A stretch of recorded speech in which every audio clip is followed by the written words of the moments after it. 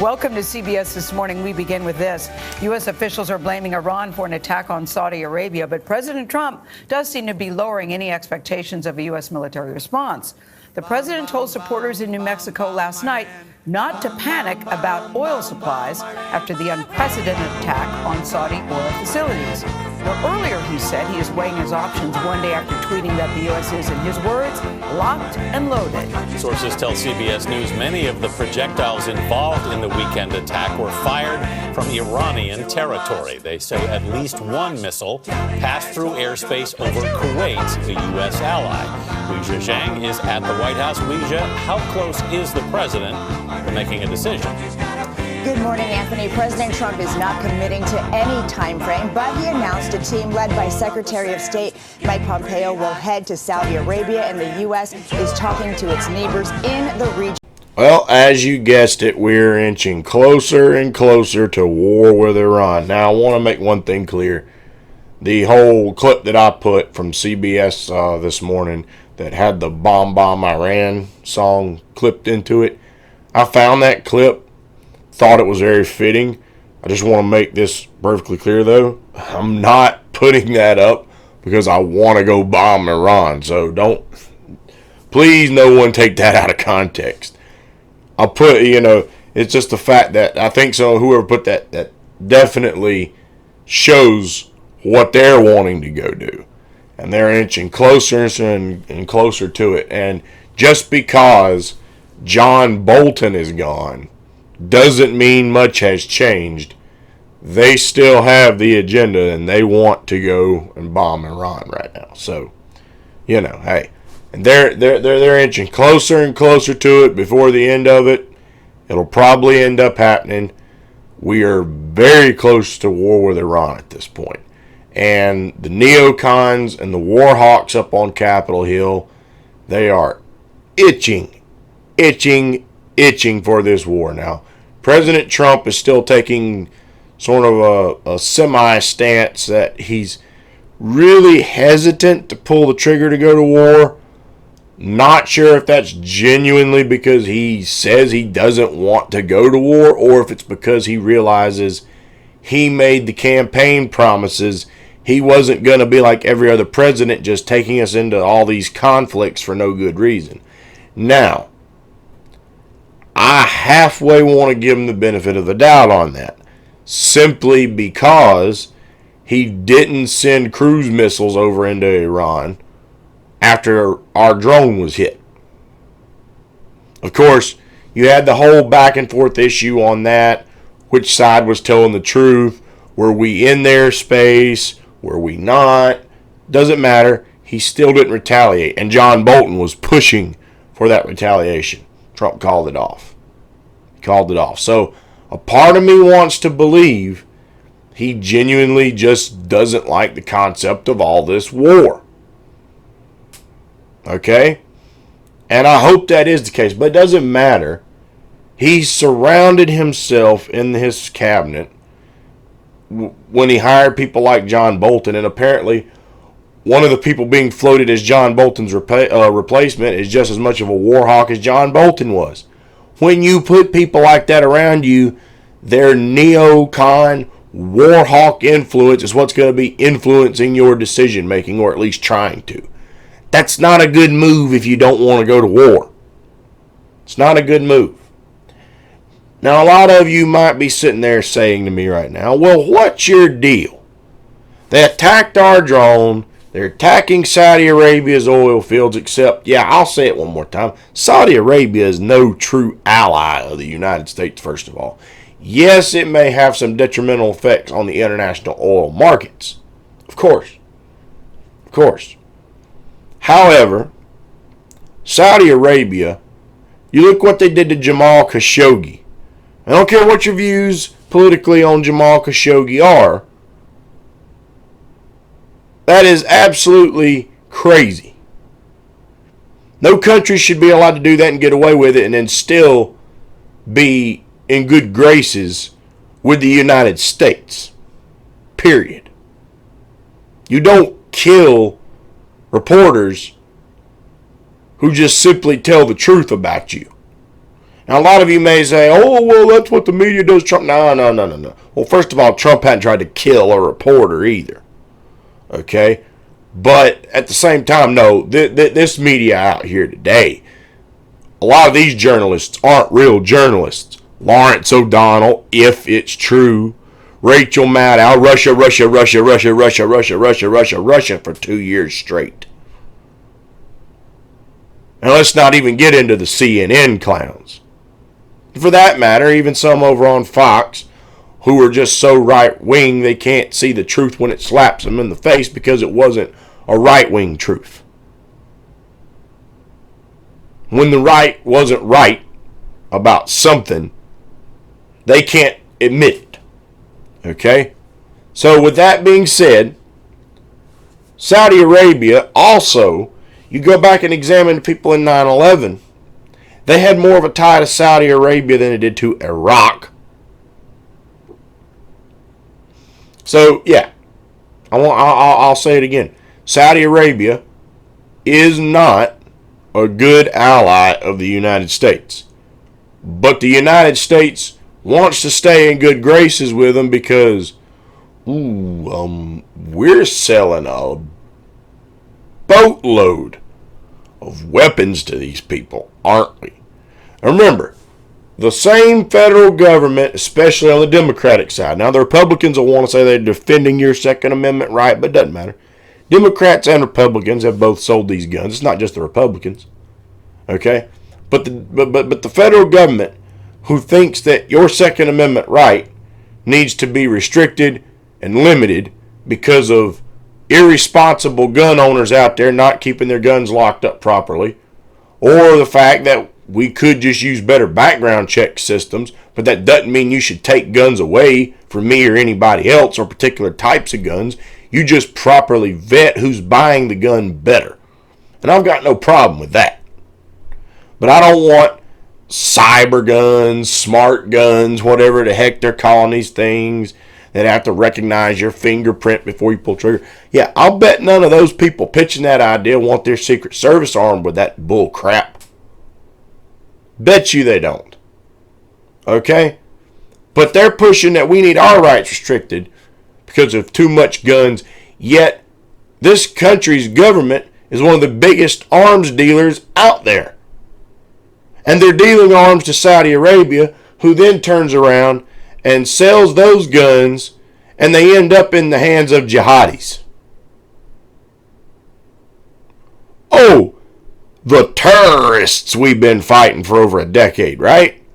Yeah, that's beautiful. That's absolutely beautiful.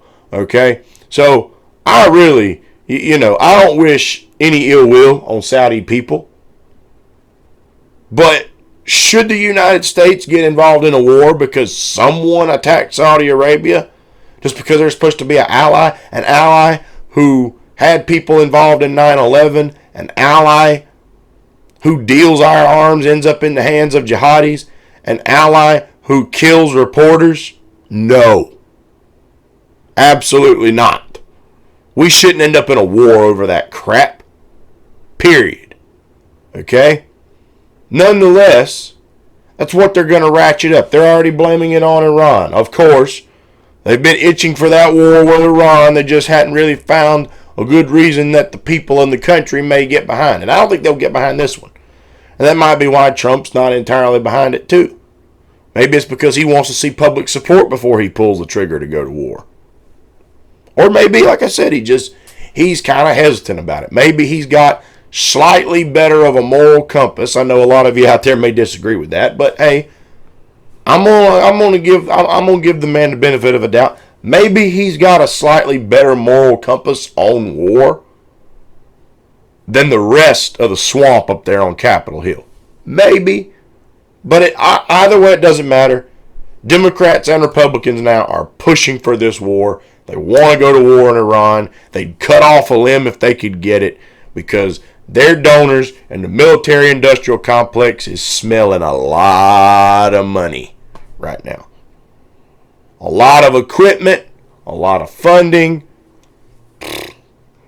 They are fawning all over themselves right now to go to war. Okay? Now, what's so ironic about this whole thing?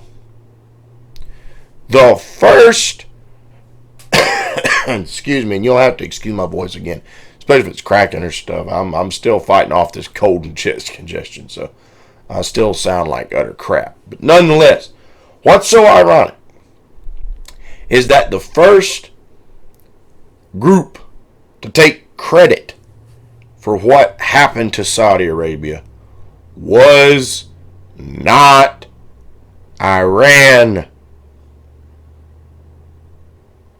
Big surprise, right? Now, Iran apparently has come out. They've taken some credit for it.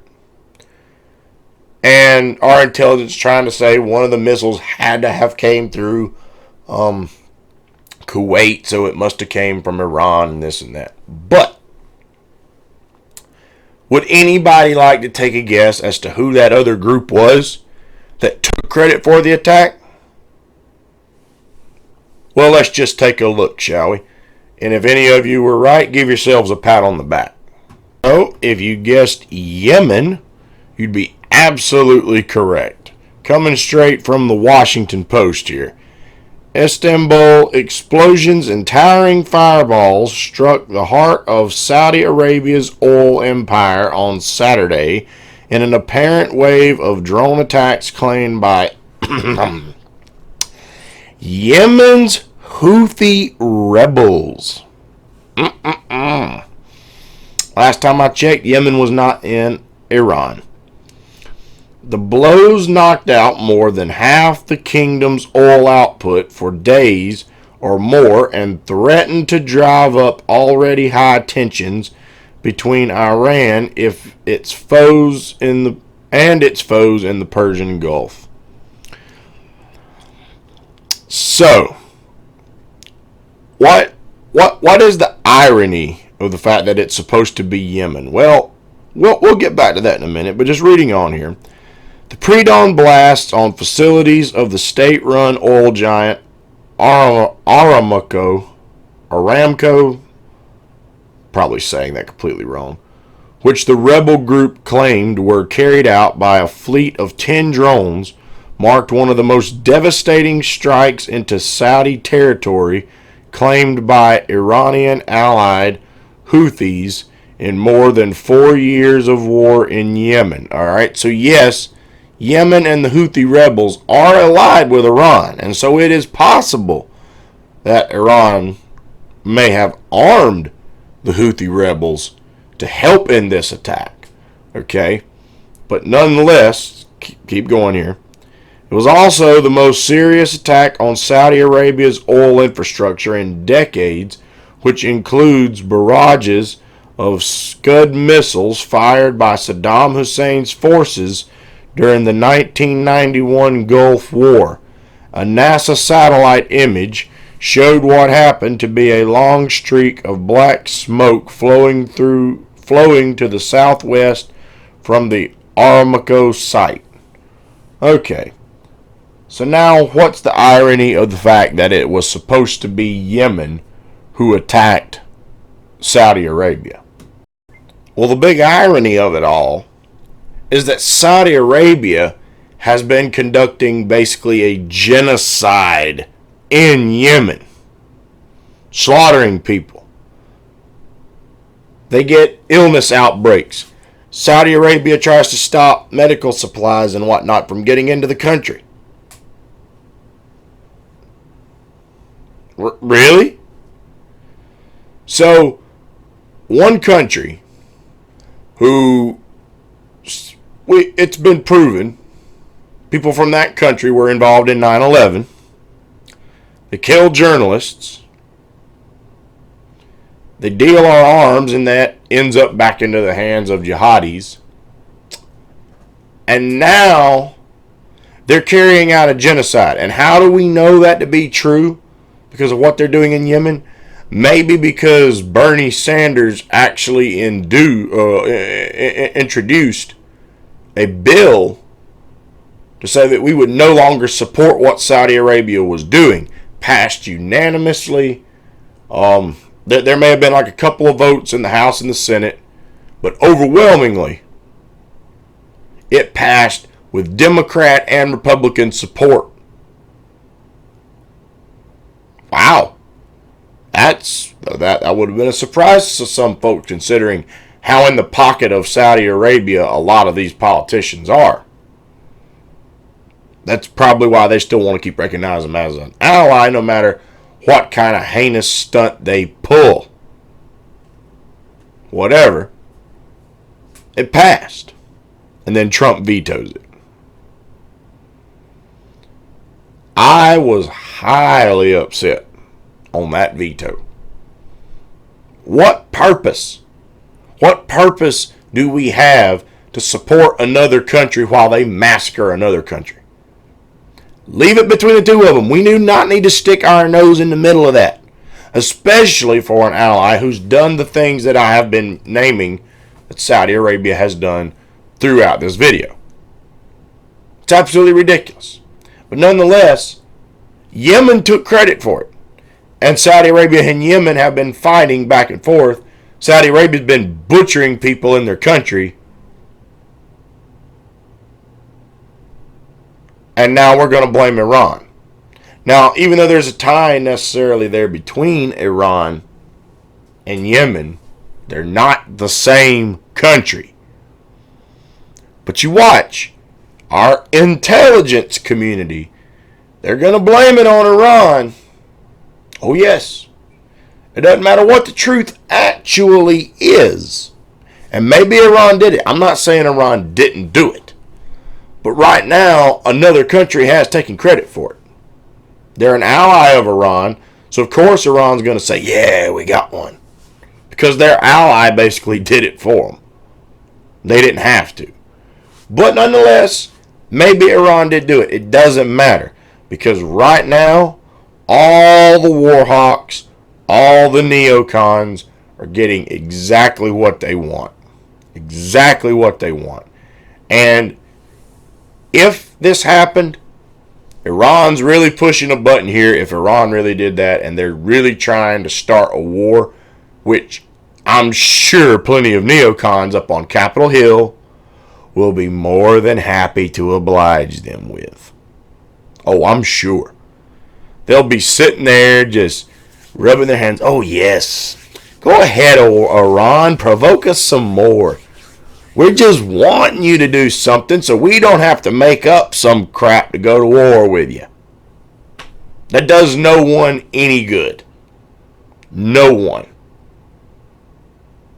It's just going to send more people off to die. And it's very fitting that I chose to wear this shirt today.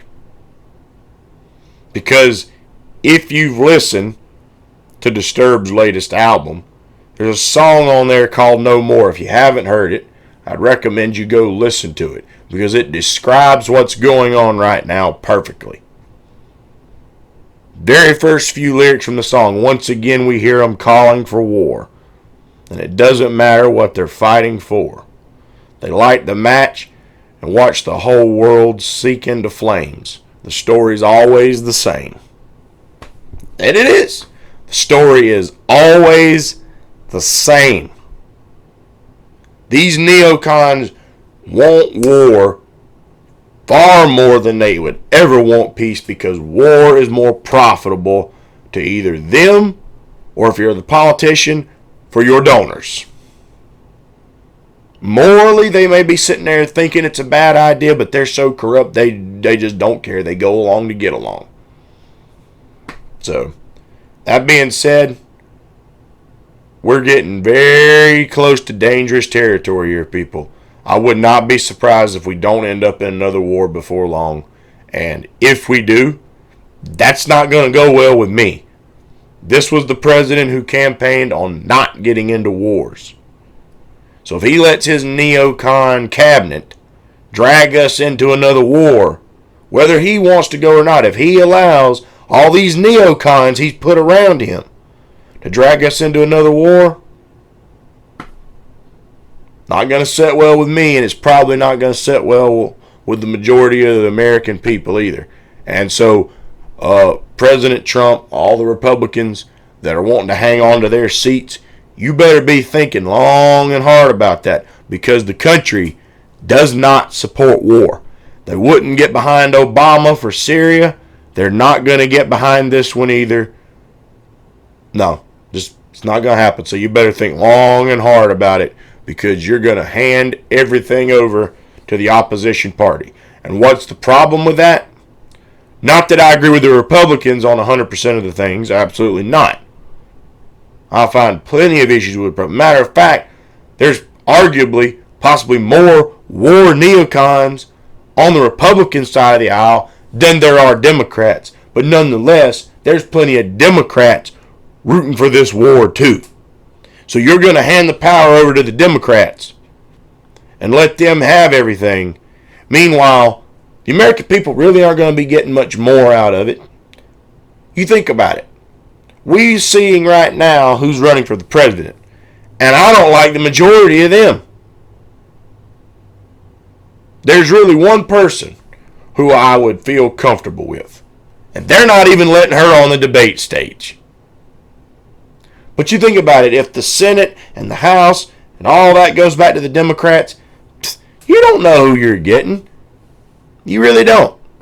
And those are going to be some of the more key players, even more so than a president.